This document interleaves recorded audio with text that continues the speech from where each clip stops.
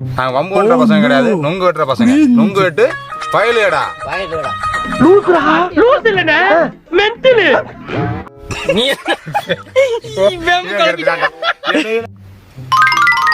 மறந்துட்டேன்டா.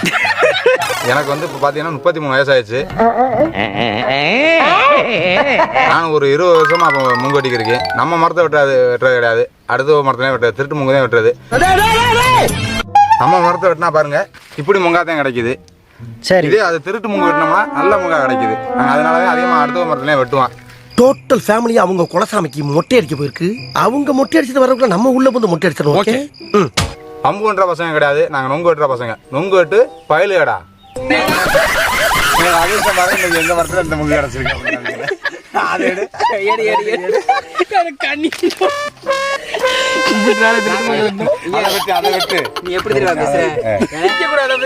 நாங்க வந்து என்னைக்குமே வந்து எங்க படையில வெட்டது இல்ல.